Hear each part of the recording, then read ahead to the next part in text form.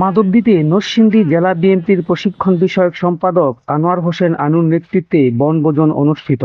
সকল ভুল ত্রুটি মার্জনা করে সবাইকে দলের জন্য কাজ করার আহ্বান জোবায়ের হোসেন নকিবের।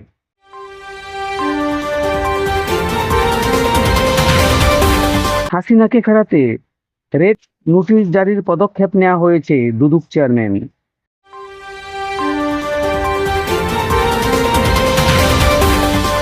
জুলাই জাতীয় সনদ নিয়ে হেলাফেলা করা যাবে না, রাশেদ প্রধান।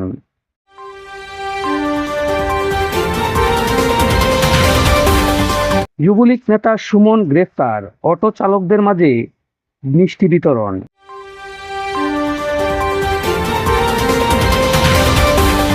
বিপদে পড়ে সাবমেরিনের অবস্থান প্রকাশ করে দিল রাশিয়া।